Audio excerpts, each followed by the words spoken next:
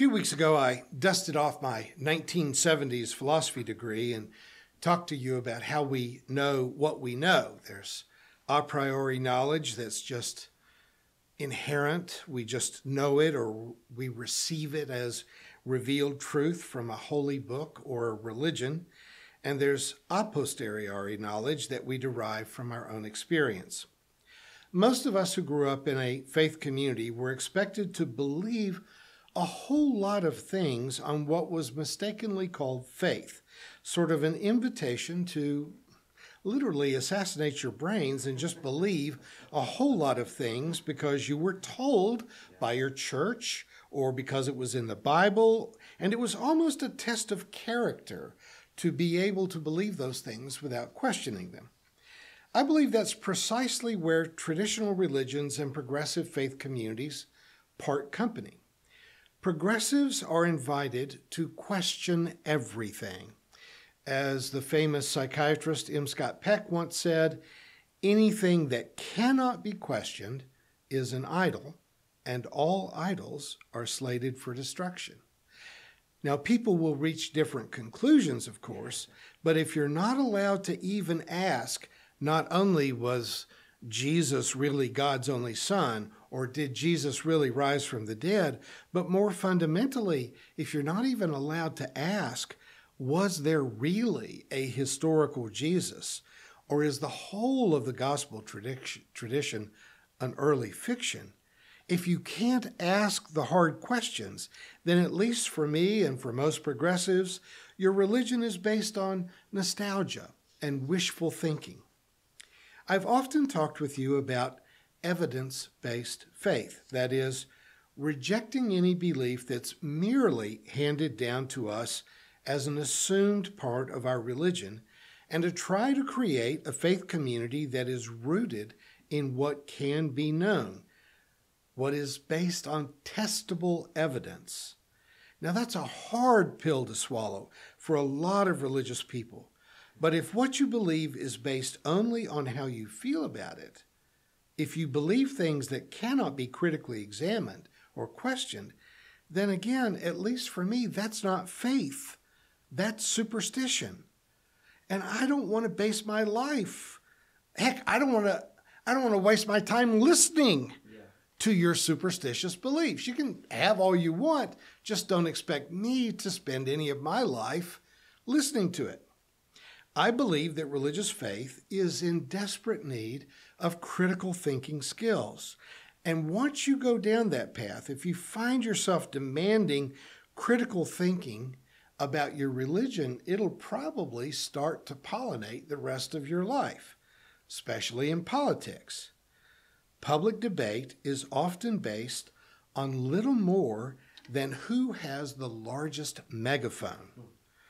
Donald Trump keeps finding opportunities to say on TV, for example, that the January 6th rioters came to the Capitol with love in their hearts and that it was a beautiful day, which takes us back to that famous Chico Marx quote, "Who are you going to believe, me or your lying eyes?"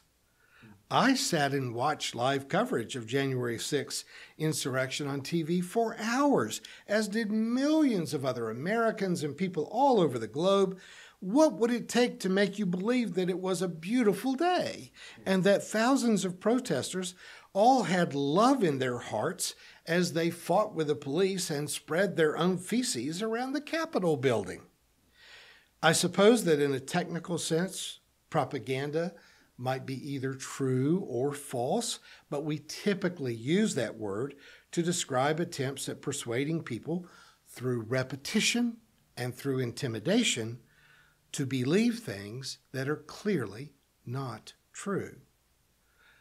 So why does anyone believe that there's a heaven or a hell or souls or angels or demons or ghosts? We have no evidence for any of it.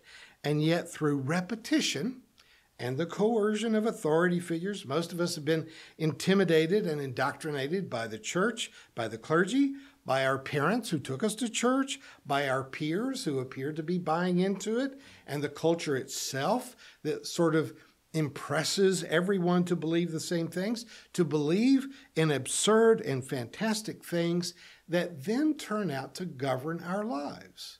That these invisible beliefs turn out to tell you who you can love, who you can marry, who you can be seen with, what you can wear, how you can act, and things that are natural to you are declared to be unnatural, all in this system of turning superstition into facts. I don't believe in life after death because there's not a shred of evidence from any reliable source to even suggest that there is such a thing as consciousness apart from a living brain or a soul beyond a living body. Wanting to believe it isn't evidence. Millions of people, at least, acting like they believe it exists, in the same way that Donald Trump insisted that the crowd at his inauguration was the largest ever. But that doesn't make it true. You can just look at a picture of Obama's first inauguration beside the picture of Trump's inauguration and clearly see that Trump had less than half the crowd of other recent inaugurations. But who are you going to believe? Trump or your own lying eyes? One of the really dangerous problems with our current media footprint is that misinformation can be repeated so often that people will actually believe the lies rather than what they have seen with their own eyes. And of course, Fox News is always the primary example, but they're not alone. One of the insidious things about Fox News is that they often deliver their propaganda in tones of horrible condescension. They use words like elitist as a euphemism for people who are educated and informed, or woke or snowflake as a description of people who actually have compassion for others. But they say it in a way as if having sincere compassion for the plight of immigrants or the poor or racial minorities, that it is some kind of disease to be woke. The term Antifa is the most fascinating to me because Antifa literally means anti-fascist. Who's not anti-fascist? Folks, we fought World War II to fight against fascism. My extremely conservative father was a World War II veteran, and he was Antifa. So who wants to be pro-fascist? Florida's Governor Ron DeSantis, who often talks like a man who's been bitten by a rabies-infected bat, brags that Florida is where woke goes to die. This is his slogan to promote his culture war fight to defend white supremacy and to promote book banning and transphobia, immigrant bashing, and generally sad elevation of prejudice and ignorance to a near sacramental status. I love the British comedian John Cleese. He said about the term snowflake, yes, I've heard that word. I think sociopaths use it as an attempt to discredit any notion of having empathy. And I think that's both accurate and fairly obviously true. But more seriously, there is a story from Buddhist tradition that says that after enlightenment, a man walking down a road noticed the radiance in the face of the Buddha, and he asked him, "Are you a god or a celestial being?" And the Buddha replied, "No."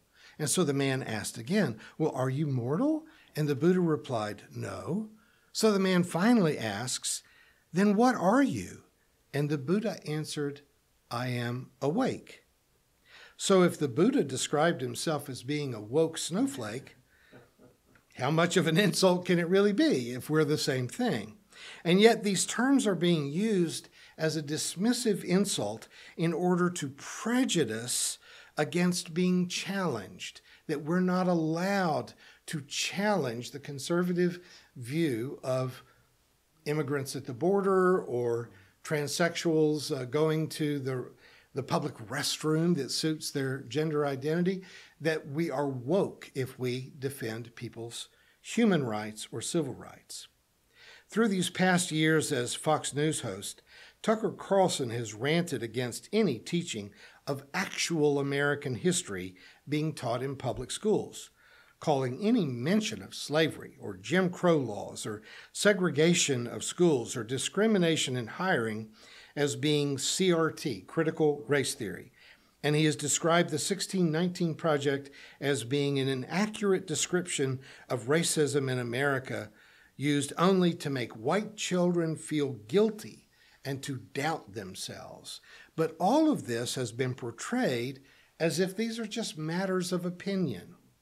We're not supposed to call Trump or Trump supporters racist. We're not supposed to call out Tucker Carlson or Ron DeSantis as trying to hide and deny America's institutional racism. But the reason I'm bringing all of this up today is because of the recent release of some of Tucker Carlson's internal Fox text, emails, and messages in which he reveals in stark terms just how horribly racist that he undeniably is. While Carlson disparaged 3 Trump supporters for ganging up on one black protester, it wasn't because the violent confrontation was wrong. It was, he said, that's not how white people fight. He confessed that he still wished that they had killed the black Antifa protester. It isn't that he's against lynching or racially provoked murder. He just wants it to be done in better style, better fashion.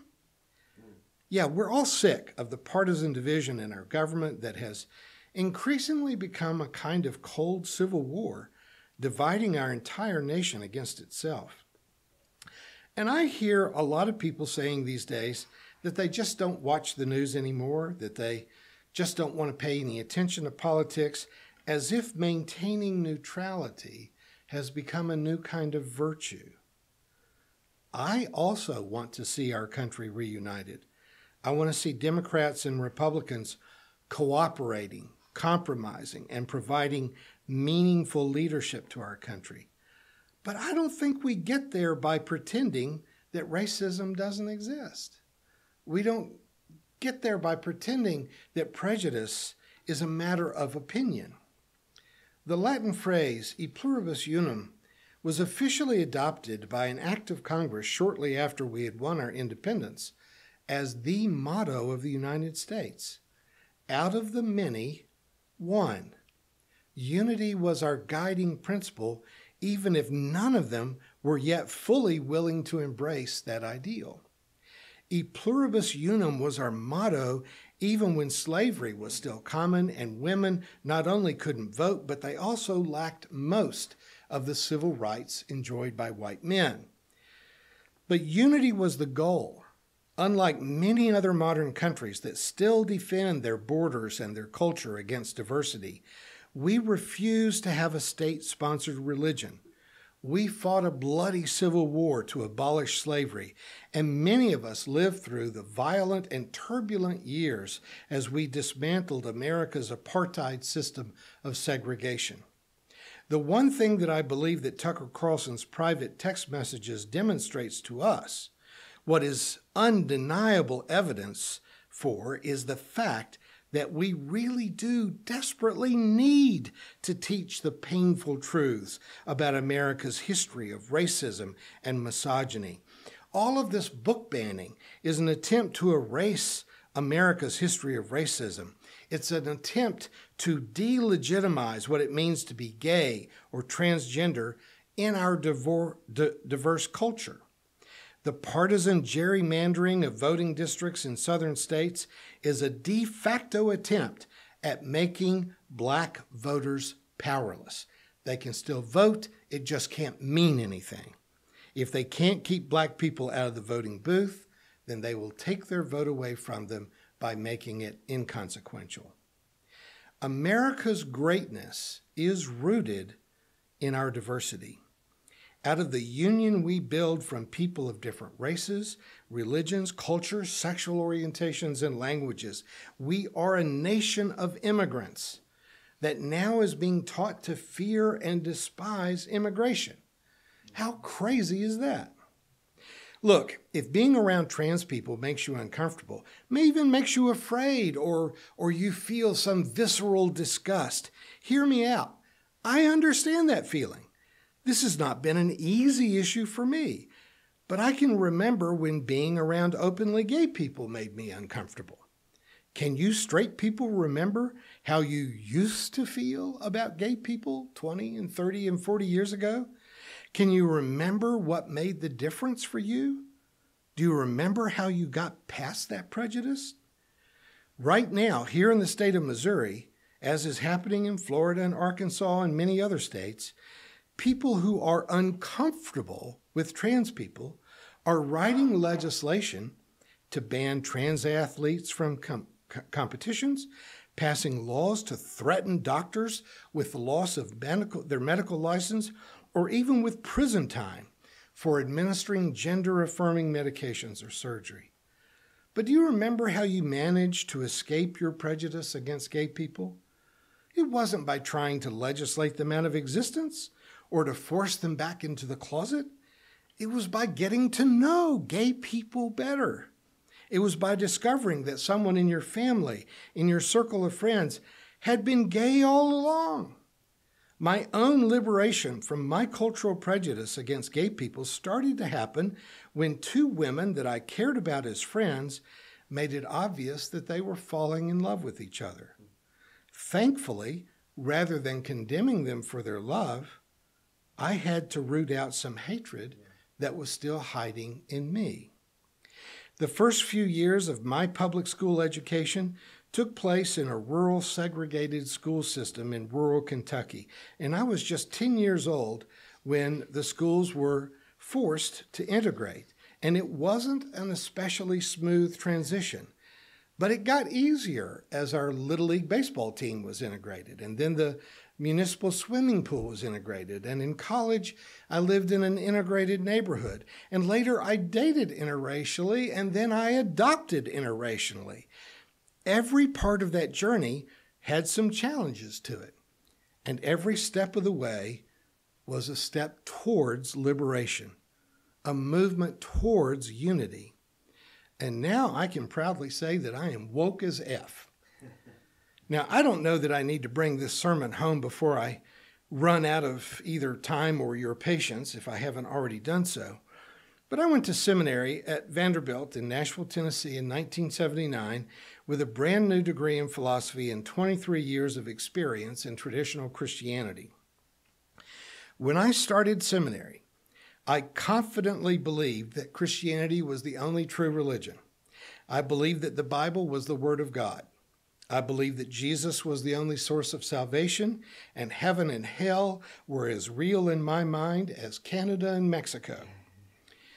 4 years later, I knew that none of those things were true. But I was in a job where for the next 25 years, I had to conform to a culture that still basically sort of believed in all those things. My career as a Christian pastor came to an end when I started to talk a little too much about evidence-based faith. I came out of the closet of traditional faith when the closet got too small for me to continue to live in it. But I lived in that closet for 20 years when I knew I didn't ever really belong there. Folks, Tucker Carlson graduated with a degree in history from Trinity College. He knows about the culture of racism in America. Ron DeSantis graduated from Yale and then graduated from Harvard Law School. Ted Cruz, the anti-immigrant racist senator from Texas, whose real name is Rafael Cruz, I don't know how he ever got Ted out of that, but Senator Cruz was born in Canada, later graduated from Yale, and then Harvard Law School. Greg Abbott, the governor of Texas, was at Vanderbilt the same time I was there. He was in the law school next door to the divinity school, where we shared a lunchroom that we called a refectory because it was, after all, Vanderbilt. But I probably had lunch right next to Greg Abbott regularly for years. All of these public racists are living in a closet that they know they don't belong in.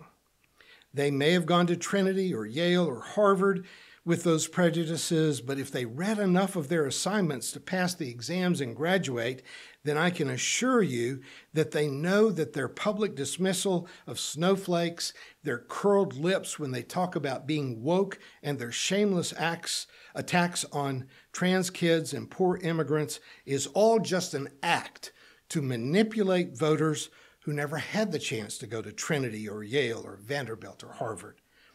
I went to Vanderbilt, where most of my professors were Yale grads, and I was later a fellow at Harvard. I'm not telling you what I believe to be true. I am telling you what I know from experience, from evidence, is true. We don't need to unite with them in a way that would imply that their anti-woke rhetoric is a legitimate difference of opinion. It's not. It's a manipulative, dishonest act that is destroying this country, and I don't think we need to tolerate it for another minute. Both honesty and patriotism demands that we begin to love our nation enough to demand that we live up to our original vision, embodied in our motto, E pluribus unum. The trans kid who makes my coffee at Starbucks is a part of this nation, and she is a part of me. Just like the undocumented farm worker who picks Rafael Cruz's apples and oranges are a part of him. And remember, before Tucker Carlson got fired at Fox, he was fired at MSNBC, and then he was fired at CNN. It is time for this nation's politicians and talking heads to get real and come out of the closet and quit just catering to an audience that will make you rich. When in the 10th chapter of Luke, Jesus was asked, "Who is my neighbor?" Jesus answers by telling the story of the Good Samaritan. He tells a story about a Jew who was saved by a man who that Jews had grown up believing was their enemy. Just to suggest a conversation starter at your next family Thanksgiving dinner, may I just mention that the person with the highest known IQ in the world is an 11-year-old British kid named Yusuf Shah. His performance beats those of physicist Stephen Hawking and Albert Einstein, even though he is of a race and a heritage that most of these right-wing racists would not have allowed to immigrate to the United States. More than that, how many kids with as much or more intelligence than Yusuf Shah were detained in cages at the border between America and Mexico, or left to grow up without education, harvesting peaches and broccoli in farmer worker camps in California or in the Carolinas? I think it's something you can talk about over Thanksgiving. If the smartest person in the world is a young Muslim kid who lives in Great Britain, who is our neighbor? Just as Christianity may begin to regain some of its lost credibility when they remember that Jesus taught us to love our enemies, to literally turn our enemies into our neighbors, so America may become great again when they remember that our diversity is our greatest source of genius, of creativity, of inventiveness, and liberty and justice for all.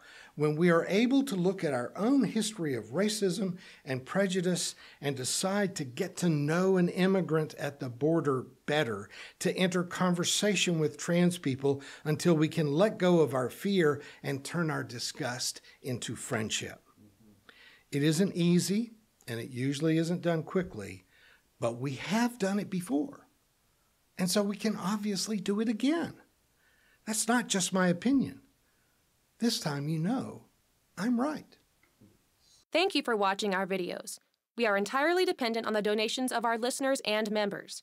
We hope that you find this content to be important enough to help us to keep offering these videos to the public at no charge by becoming a regular contributor. Please click on the donate button on our website at www.spfccc.org. Thank you for your support of progressive religious programming.